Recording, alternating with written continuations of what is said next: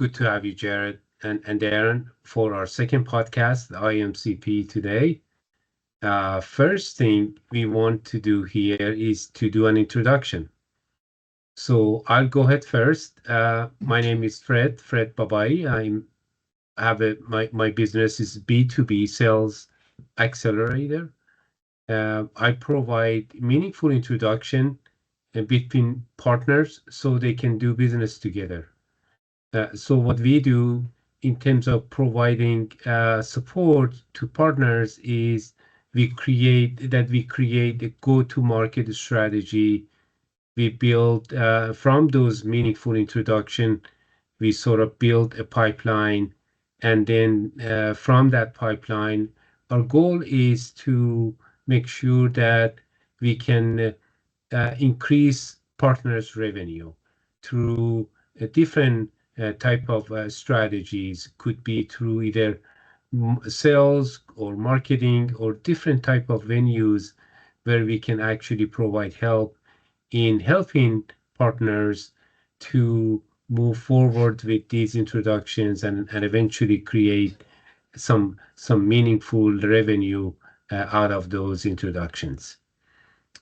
So that's from my past business of PC manufacturing, I have been able to have a really large network of MSPs and value-added resellers, and that's why I'm able to connect these partners together.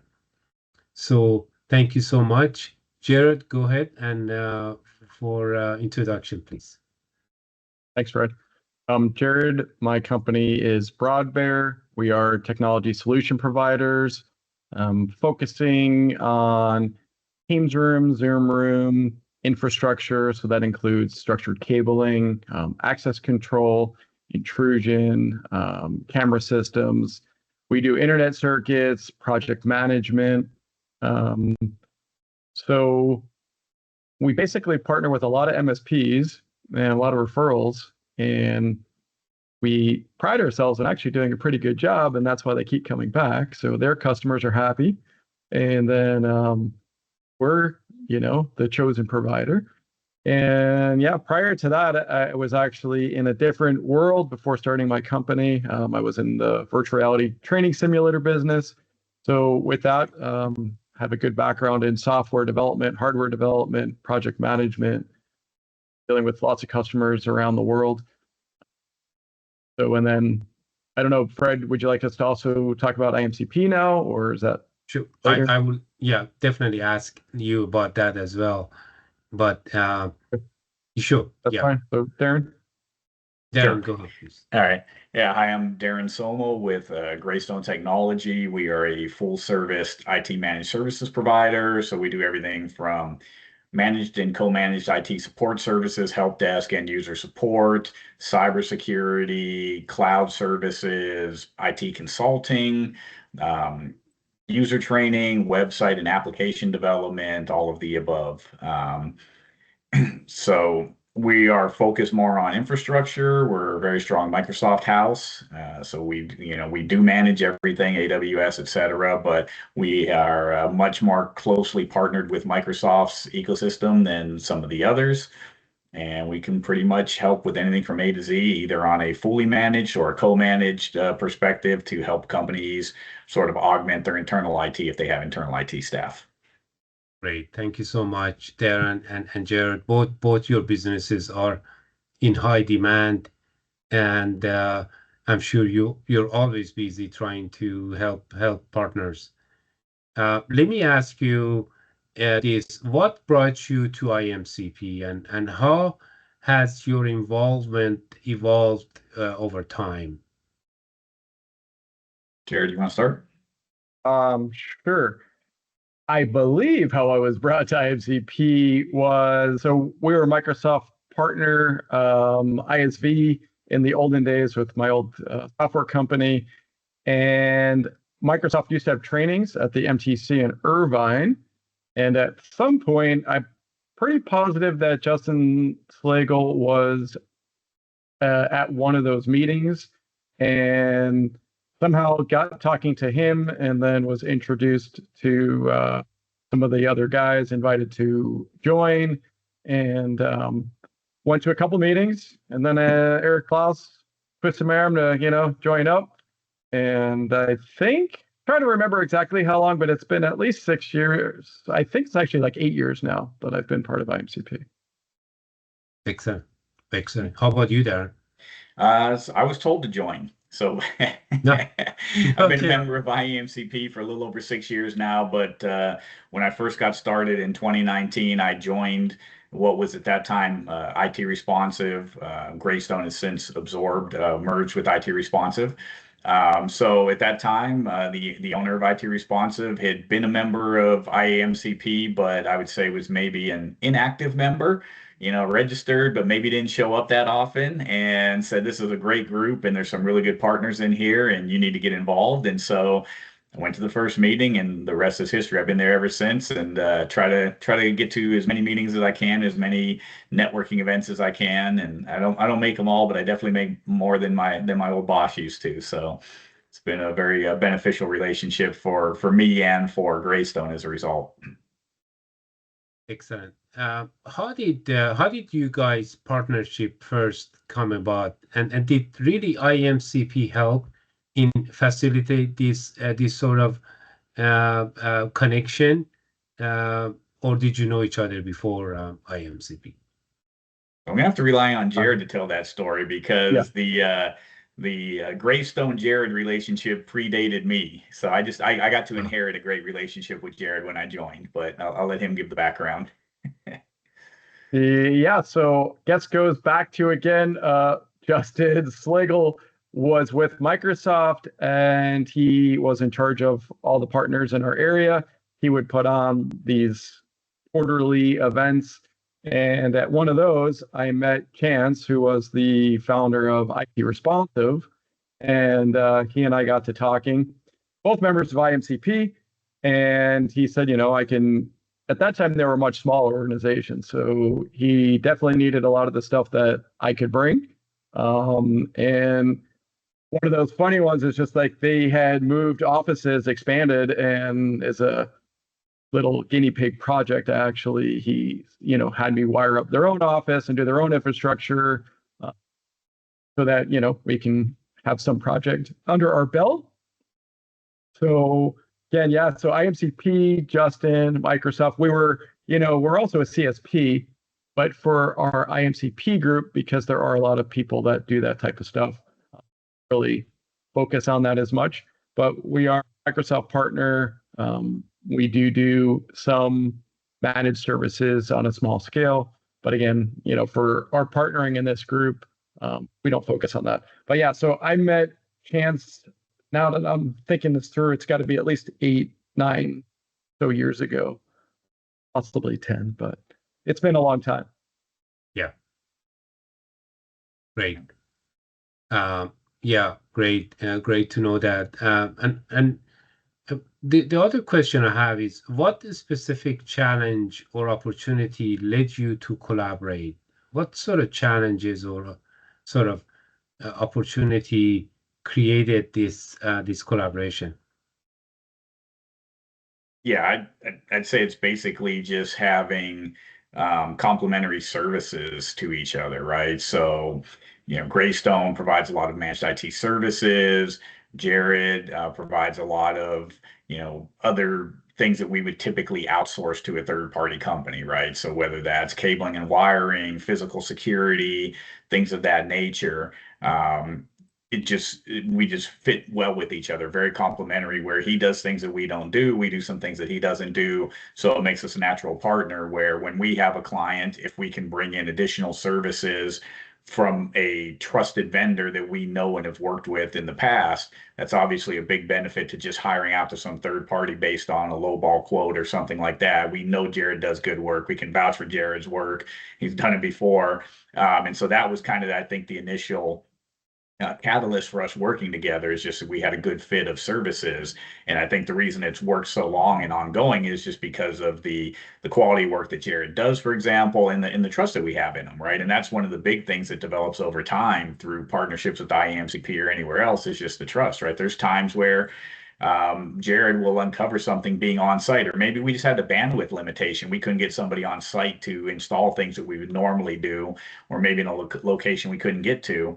And he might uncover information that he feeds back to us that helps us do a better job of managing that client or supporting that customer, and finds out things we might not have heard of, right? But from being there and being on site and being in person, right? And so just knowing that that's somebody we can trust, who when he hears of something, he's going to bring it back to us, and not trying to figure out how he goes in and finagles more business out of the client or steals them from us or whatever, right? It's just being a stand-up organization and doing good work. That's great. So the trust, having a trust, and having sort of that trust that you have with the partner to be able to get the job done was one of the key part of doing for you guys to do business together. Yeah, for sure. And in terms of challenges, sometimes the job is either too big or too small. Have you had challenges where any of you had an issue where the job was too big and said, well, would Jared be able to handle such a big job? Or so small that Jared says it's a small job, and I got so much other things to do. Has this been an issue with you guys, doing business together? Barry, you were smiling. Did you want to comment? I'll just say one of the challenges is when you have a good partner like Greystone, even if it's small, you still say yes, because you can't tell them, no, I can't help you because it's too small, because then they're like, oh, well, what's the point of having a resource like that if they only want the big projects? So not a huge challenge, but it is something where maybe your time is better spent, but we still do it, and we still do a good job, and we say, thanks for referring us. And back to what Darren was saying before, we have one client in particular that they've had, I don't know, probably a dozen locations at this point. And not only have I done field work and installs, I do a lot of the project managing on their calls with them. Because I've done so many, I say, hey guys, let's not forget about this, or let's do that. So I think big or small, we kind of all know each other, and that's kind of one of the good things about doing multiple projects with each other. You kind of get to know the team, and they get to know you, and like Darren said, we don't go into a project looking for ways of taking clients, because that would ruin the partnership right away, and that's just not how we work. We always are very cognizant about what services they offer, what services we offer. And if there is some gray area, I would always go back to Darren or whoever's in charge and say, hey, what do you think of this? Is this going to be an issue? Do you guys want that? Obviously, it's your client. You're bringing me in. If you don't want it, sure, we'll do it. We don't want another, third party coming in. Right. Excellent. Great. Which Microsoft technologies or solutions play the key role in your collaboration? Darren, you want to go first? I don't know that any played a key role in the collaboration. I would say maybe a little bit on just sort of like Microsoft Office tenant setups and things like that I think Jared's done some work on for us in the past. But it's something that usually we would do on our own. It's kind of a situation where sometimes it's a bandwidth issue, right? Where normally something that would normally fall on our plate that we would do ourselves and not outsource. It's nice to know that if we have a resource limitation at any given point in time, right, that we have others we can reach out to that have knowledge and expertise that can help. So I think that's probably happened a few times where Jared got involved in some of the office setup or things like that. But beyond that, I don't know that there was a lot in the Microsoft ecosystem per se that led to more collaboration. And maybe I'm missing something, Jared. No, I would agree with that. With the only thing that brought us together was Microsoft, though. So, but us being in the Microsoft ecosystem is basically how we were able to find each other. Yeah. So, but yeah, I don't think that there's a specific technology. I think, but like Darren said, just knowing that we know the Microsoft product and we know how to set them up. If they have an issue, we can, help them with bandwidth or whatever it is. So being able to collaborate and knowing the products is probably the best role that on that front, I would say it's really Microsoft Office and it's Azure are the two main things that where we would overlap in services or support. Excellent, good. Being in this technology space, there is always sort of unexpected roadblocks. Has there been any unexpected roadblocks when you guys have done business together, and how did you adapt in order to moving that roadblocks out of the way? Good question. This timing, if anything. Like, I don't think between Greystone and BroadBear we have a roadblock, but probably on the client side, that's normally where the challenge comes in, where they'll be like, oh, we were supposed to move in December, and now we want to do it in September. Yeah. And now both sides have to kind of, scramble to figure out procurement and getting parts on site, and if we have to travel or something like that. So normally I don't think it's between our companies, but normally with the end users changing their time frames or their scope of work. Yeah, or making plans but not signing off on the hardware that's needed, or not getting it shipped soon enough. So we've got resources scheduled to be at a certain location, but the endpoints, workstations, printers are not there, things like that. It's more scheduling conflicts than anything to do with technology itself or the kind of the relationship between the two parties. I see. Yeah. And potentially like internet circuits are a challenge too, right? Yeah. Like the client will say, in May they need it in, June, but we all know that fiber doesn't normally take, a month to get installed. So, we have to come up with solutions of how to get internet connectivity out there for a short time until their permanent solution gets installed. But again, those are the typical roadblocks that we see. I've noticed in the past, Jared and Darren, that when you're at the job site, and let's say you, Jared, you're at the job site doing a job or doing subcontracting for Darren, and a client asks you to do other things that is not related to the job. I've seen our technicians do it anyway because they want to satisfy the client. But at some point somebody has to charge for that. And also it could be in a way that the client could say, well, I could just directly go to Jared and use him to do the job rather than having another contractor. So have you had these sort of issues, and how were you able to resolve those internally?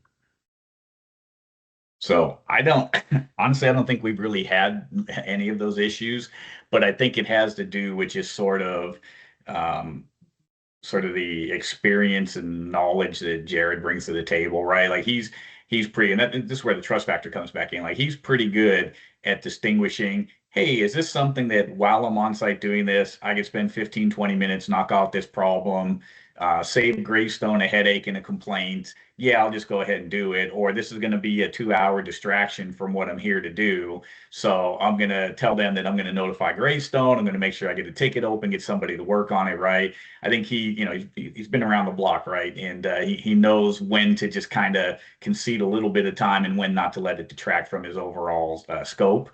So I think there's just good communication there and good trust there. So I've never really seen any issues per se on that front for us.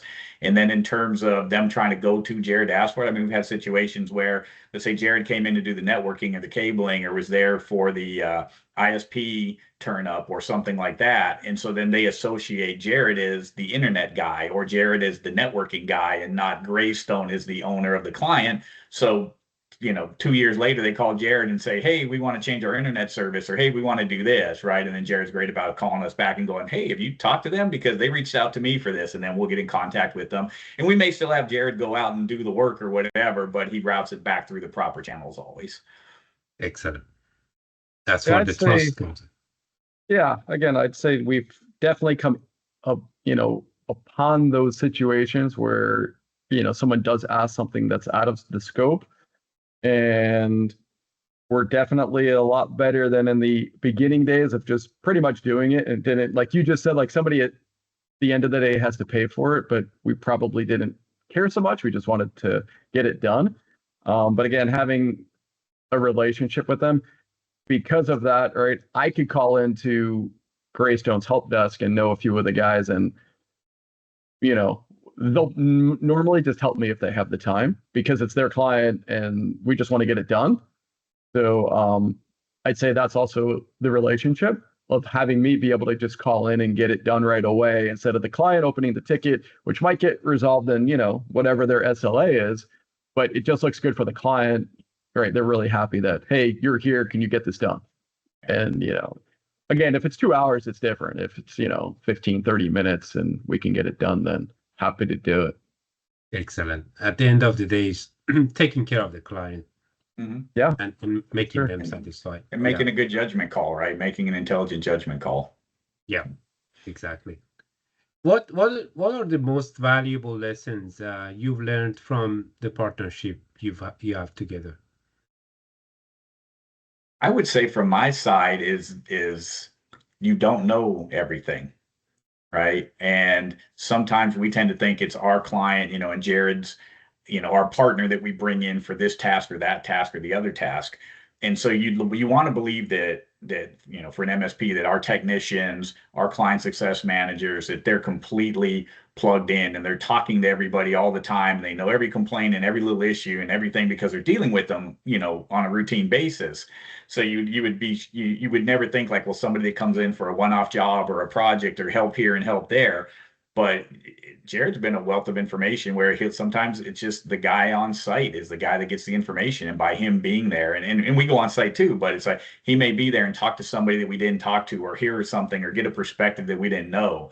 So I think the perception of like we have all this strategic value and we're outsourcing to a partner to do these certain tasks that we don't do, it goes beyond that. It provides a lot of sort of IP, if you will, in terms of understanding of the client, their needs, their frustrations, things like that, that'll come out through a partner that maybe they don't even tell us about directly, but they tell a partner about it. So it's kind of a strange dynamic, right? But it's very valuable, and I wouldn't have anticipated that coming into the partnership. Excellent. Yeah. Excellent. I'd say I definitely concur with what Darren's saying is right. Sometimes they confide certain things because they know there's a relationship, but you're not directly tied to them. And then that gives me an opportunity to go back and tell Darren or Greystone, or whoever's in charge of that customer, hey, I heard this or they said that, let's deal with it right away. And then, makes for a stickier customer. Yeah. Right. So I think that's been, really good for our partnership, basically, right? To really have a good two-way street here. Right. Yeah. So that comes to this question of being part of IAMCP. Do you think that being part of IAMCP has really improved your business growth? Have been partners together? Has it really helped your business to grow, being part of the IAMCP? You want to go first? Yeah, I guess on my side, probably, I'll let Darren speak on their side, but I'd say probably for me, I get a little more out of IAMCP just because we do something that a lot of people don't do. And I feel that's one of the reasons for our group, I do push infrastructure. I never stand up and say, hey, we could be an MSP. Greystone's a much better MSP than we are. So we take on, a few small clients, happy to do it. But, we're not focused on that. So again, most of our clientele is referrals. We don't really have a website marketing presence because, again, we're dealing with partners. Then, we go out, we do the work, the MSP continues to have that relationship with their client. So yeah, I think for me, IAMCP has been a good organization to be a part of. I've been part of the extended board for, I think, about 6 years now.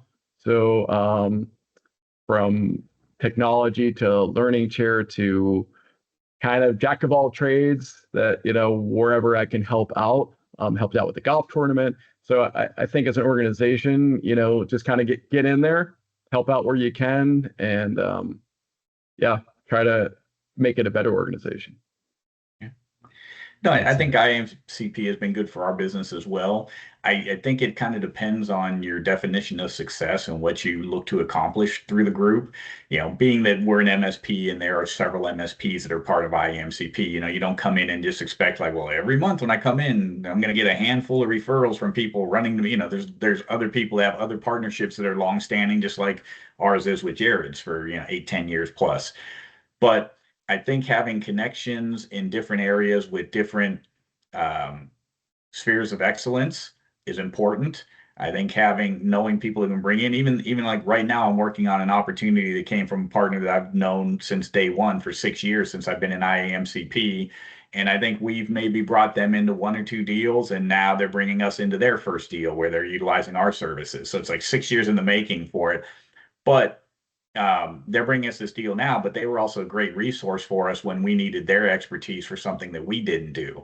And so it allows us to still be sort of the single point of contact for our clients, our customers, our prospects, and be sort of that trusted advisor where if they say, hey, I need this or that, and it's not under our umbrella, I know somebody that I trust, that I've worked with, that I have faith in, that I can bring in to the equation to help get something done. So I think even more so from giving our customers a better experience versus even just what I'm getting out of it personally from sales and new referrals and new business. It's just being able to maintain stickiness with our accounts by having these partnerships and these relationships has been huge. And then when we get, referrals and that's just icing on the cake.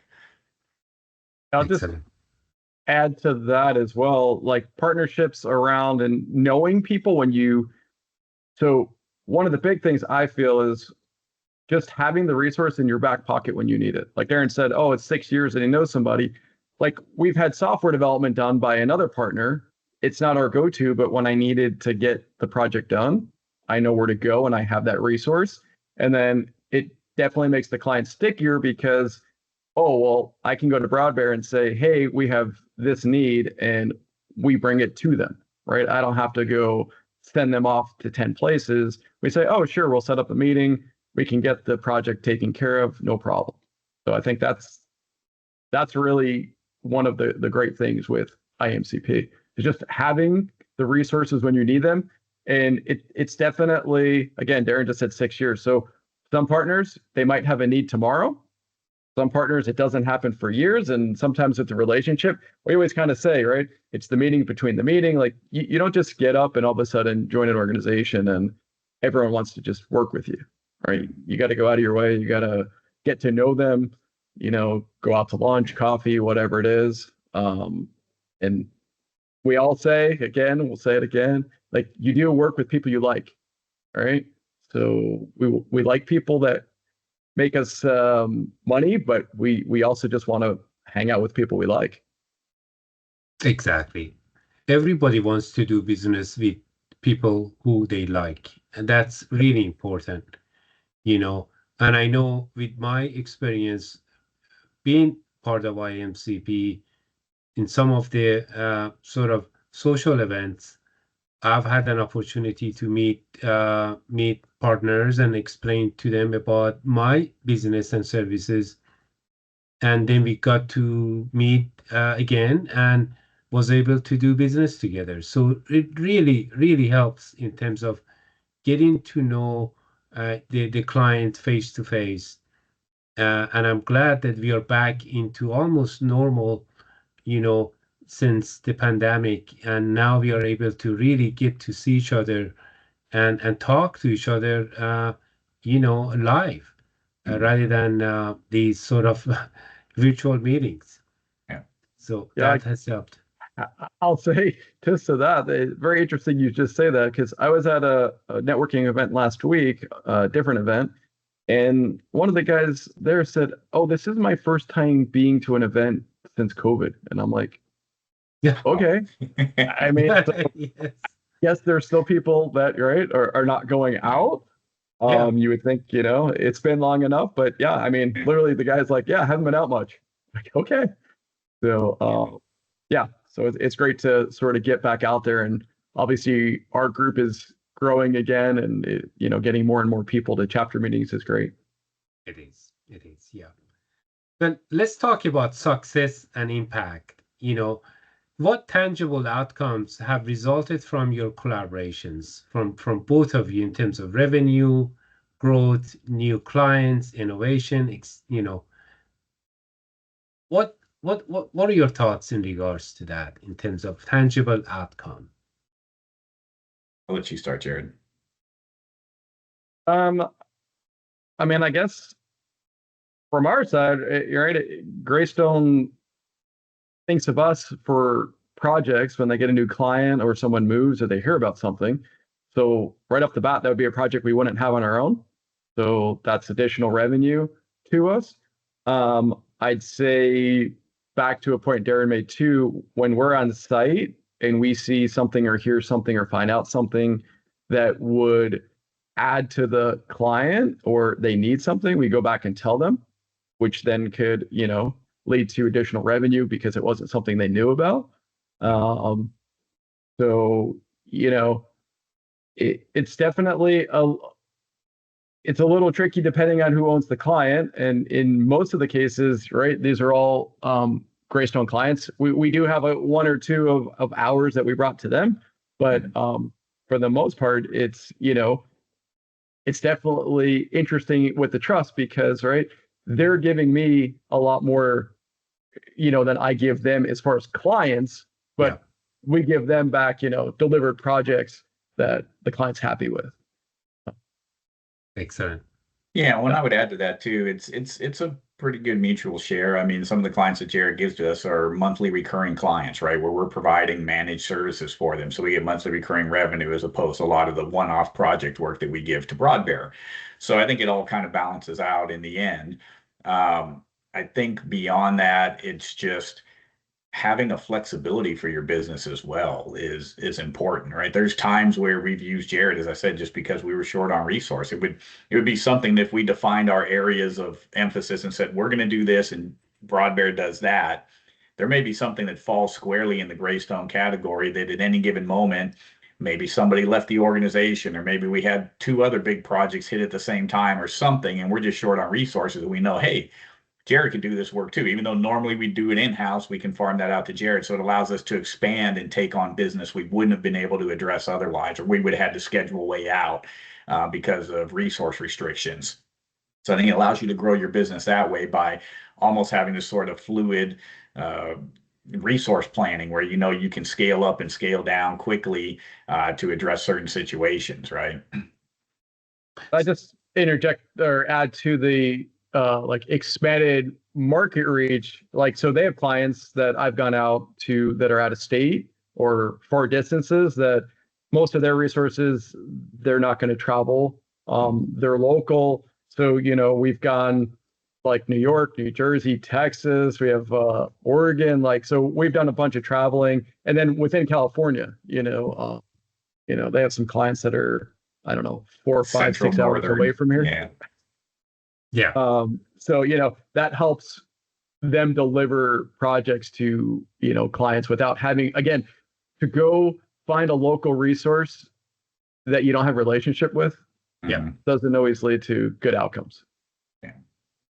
So let me ask you this, Jared, too. So since you are at the customer side, and of course, when they come up with something that it's going to create additional business for both of you, you and Greystone, you, of course, provide that to Greystone and see if they're able to do.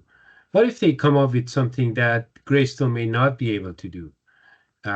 Like, I don't know if they do mobile app in terms of Greystone, if they do that sort of things. But let's say they come up with something they ask you, and you go to Greystone, and Greystone says, "Well, we don't do this."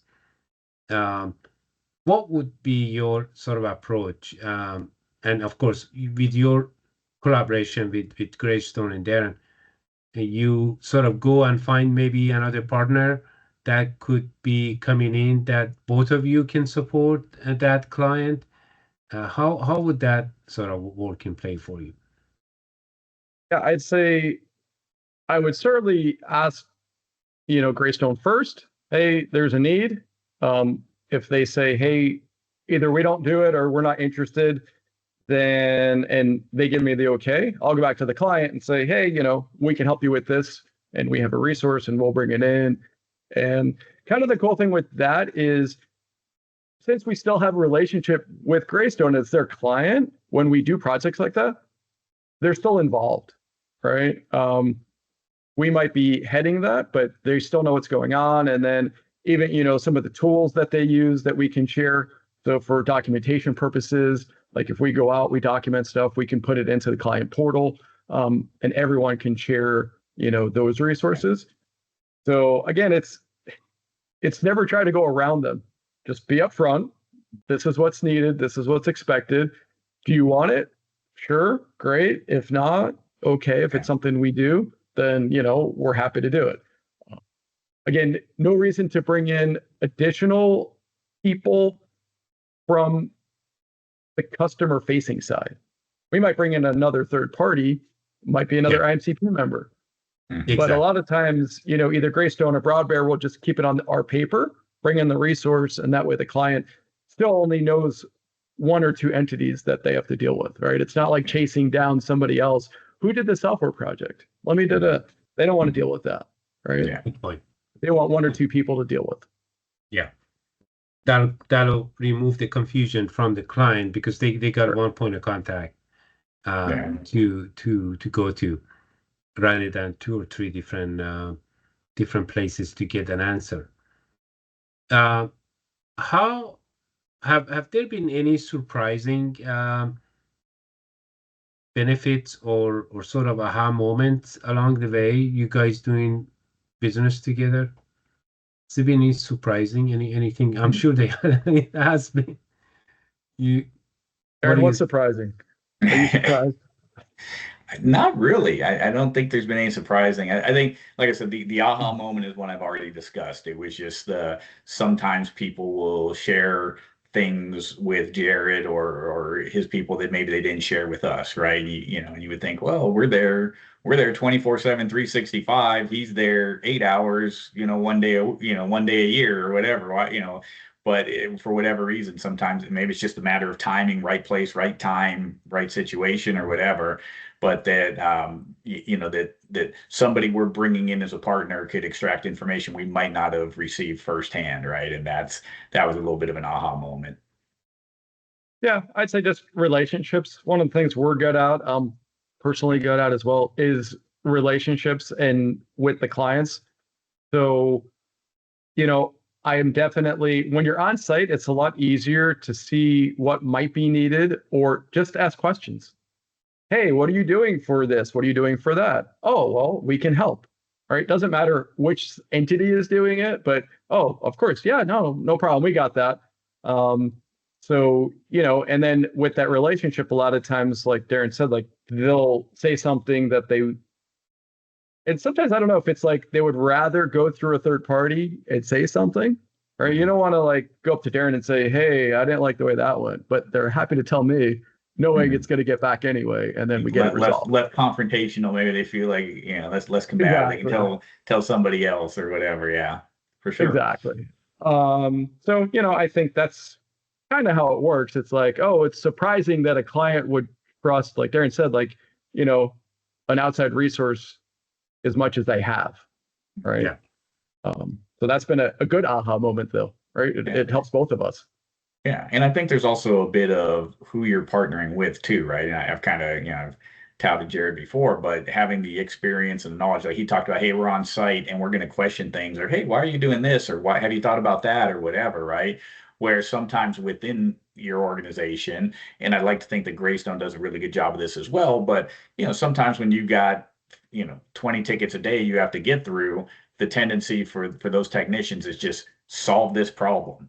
Right. And they're not necessarily thinking proactively about, is there some other problem that maybe I observed or identified in that process? There's, I got this ticket, I got to solve this problem, I got to get to my next ticket, and I got to crank these things out and get it done as quick as possible, which is good because they're trying to solve issues as quickly as possible for the client, but maybe they're not as proactive in looking around and just picking their head up and going, hey, what else is going on here? And why are they doing that? And what about this? And asking those questions, right?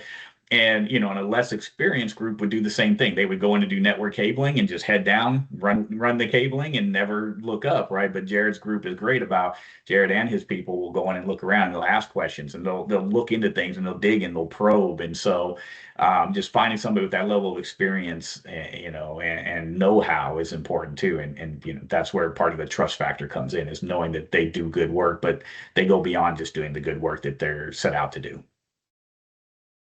Yeah, we find like a lot of times larger companies, a lot of the things fall through the cracks. So if a big company comes in and does cabling, well, they might send 8 different people over the 3 or 4 month period. Well, the first guy did it one way, the second guy did another way, the third guy he forgot what the first guy did. So, you know, a lot of times people are like, oh, well, I got this, you know, really big company, they're great, but we actually do normally a better job because you have less people involved, right? You know it from beginning to end. And that's one of the things that, you know, we can focus on for our partners is, hey, we can come in, we know it from the beginning, we're in the project management stage. We'll go back to the MSP and tell them, hey, you know, add this to your statement of work. Let's do this. Let's focus on that. So yeah, bigger is not always better. And we've had that a bunch of times where we've taken projects over from, you know, bigger companies just because there's either high turnover or the guy comes in and, you know, he's there for 15 minutes, gets out, doesn't really want to solve the problem, except for the immediate problem, right? Maybe it's something underlying, right? Where we'll come back and say to Greystone, hey, maybe the client needs a new switch because da-da-da. Or, hey, we just used the last port in the switch. Why don't you upsell them a new one? Yeah. Right? So it's that type of stuff. Yeah, that's great, because that's again shows the key part of this partnership, where you provide value to the client and also providing additional business for both of you, because at the end of the day, if they need a you know, additional switch or hub, you're there to support it for them or provide it for them. Yeah. Yeah. So my next question is, how has this experience shaped how you approach future IAMCP partnership? Go for it, Darren. Yeah, interesting question. I would say to me, it just reinforces one, looking for partners who potentially have complementary services or ancillary services, right?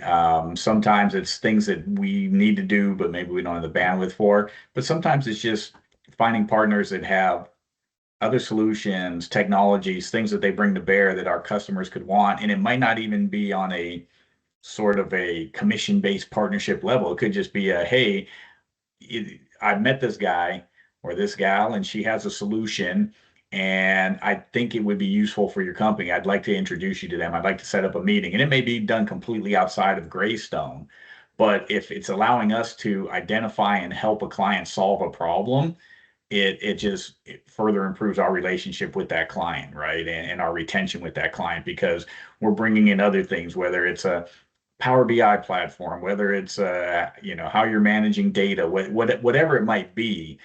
Sometimes just knowing what's available and what can be done out there is important. It's one thing I've kind of harped on internally is, you know, oftentimes we'll get on our client success managers saying, well, hey, how come you haven't addressed this or that? Or, you know, why aren't we looking at this with this client or that with that client? Well, if those client success managers don't even know what's available, they don't know what solutions, then they don't know what problems, you know, they're trying to solve. It makes it difficult for them to have these high level, you know, virtual CIO discussions, these technology roadmap, technology planning, forward thinking, this, you know, discussions if they don't even know what's available. So I often look at it not only from a, hey, what's the immediate need where we know we need this service and we don't have it, so let's bring in somebody that does, but I also look at it from a, what else is available? I just want to know more what's out there, because there could be things that I'll learn. I'll go, wow, I don't know who that's for, but if I educate my client success team about that product and that solution and service, they probably have a handful of clients that would be perfect for, that they could connect with. And now we become much more valuable to that client because we're out there vetting solutions and finding new technologies that can bring into them to improve their businesses. Got it. Yeah. I guess I have a lot of similar, thoughts as Darren just shared. Even just with our relationship, like I've gone to them because we don't have the expertise in certain things. Like they've helped us with SharePoint projects, right? So, I'll go back to them, they'll have me set it up, or I have questions on stuff, or, we just have resources available to us by trusted people that, that's been great. I'd say for future partnerships, it's a little interesting with size of the MSP as well, right? So we're happy to do some rev share or some commission or something, but I'd say most of the time the MSPs are not looking for something. They just want the project delivered and they want a good outcome, right? Their money is made by monthly recurring revenue by their customers or their projects. But if it's a smaller MSP that's looking for a little extra something, then we're happy to have that conversation too. So I think, just with the way we approach other MSPs or other potential IMCP partners, we just tell them up front, this is what we can do and this is how we help or can help. But I think, interesting, Darren just said it, because I have a lot of the similar things in my back pocket. I'll go to a bunch of trade shows. I'll find something that I have no need for right now, but I know that one day someone's going to ask for it. Like, hey, I know where to get that, or I know about that. So, that's one of the things about staying abreast of technology and the market. And, very happy that none of us today, the three of us, did not use a very big buzzword that I will not say right now. That it's just kind of like one of those things that everyone's like, oh, blah, blah, blah. And it's like, okay, like everyone just throws out buzzwords, but I like to have actual things in your back pocket that, when the time arises, how to deliver it or where to go to get it. Exactly. So looking ahead, what advice would you give to IMCP members looking to build a successful partnership? And the second part of this is, are there any new opportunities that is on the horizon that you guys are able to do together? So I would say, first part, I would say that advice to new IAMCP members would be the number one: engage with members, find out who they are, what they do, what makes them tick. Traditional networking things. What are they looking for? What's a good referral for? How could you be of value to them, right? Think in terms of how can I be of value to this person, as much or more so than how could they be of value to me. The other thing I would encourage them to do is find the like companies and understand the nuances that differentiate you, right? There's a lot of MSPs in IAMCP, for example. So if I just say, well, MSPs are MSPs are MSPs, I do this, so therefore they do that too. But that's not always the case. There's certain things that we do at Greystone that other MSPs don't do. There's certain things that other MSPs do that we don't do. So taking the time to understand the little nuances and differences between your business and what you think are like businesses or common businesses, because maybe there's levels of partnership there, or maybe there's ways you could present yourself to say, hey, I know you already have a partnership with, Joe or Jane, but they don't really do this, we do. Maybe we could talk about just this piece of it, or that sort of thing, right? So there's opportunities there that I think people tend to overlook. They just go, oh yeah, they're an MSP and they're already partnered up with this, ISP or this, Dynamics provider or whatever. So no possibility for partnership there, but that's not always the case, right? Sometimes there's minor differences between, and you can find some opportunities there. Excellent. Darren? Jared? I'd say certainly for the newer members, we try to let everyone know, but you got to keep reiterating. You have to do the work. You have to call them after, even if it's Teams, but obviously meeting for coffee or lunch is always better. It's not going to just happen overnight. And sometimes, we've had some members that are really good at certain things. And one of those is just giving out a lead, not looking for anything in return. Say, hey, here's a lead. I can't handle this, or I don't do that, or whatnot, and not expecting something in return, because that'll always make the other partner think about them and say, hey, they're a really good guy. Let me, or girl, let me do something for them, or, so it's not always, hey, I need to get something in return, right? It's sometimes, you have a lead you can't handle, or you think somebody else is a better fit. That certainly builds trust. Like, right, you're not looking to get something out of it for yourself. You're just trying to expand your network. But again, you have to put in some time. You can't just walk in every other month to a meeting, or every month to a mixer or whatnot. Obviously, if you join a mixer, at least that gives you more time with somebody, and you can walk around the room easy and talk to people and get to know them. But it's also like, the one-on-ones. Ask about their family, ask about their vacations, ask about what they like, or are you into certain things? Do you like cars? Do you like racing? Do you like travel? Yeah. Basketball? Yeah. Right? Coaching basketball? Yeah. Stuff like that. Yeah. Being a little personal and create a warmful relationship. It's important when you meet with these people. Thank you so much, Jared and Darren. This concludes our second podcast, another successful podcast here. I appreciate you being here, Jared and Darren, and looking forward for both of you to do a lot more business together and make this year a great year for all of you, and wishing you a great success. Awesome. Thanks, Fred. Hey, Fred. Appreciate it. See you, Darren. Hey, Fred. all right. Thank you so much. Take care. Bye. Bye-bye.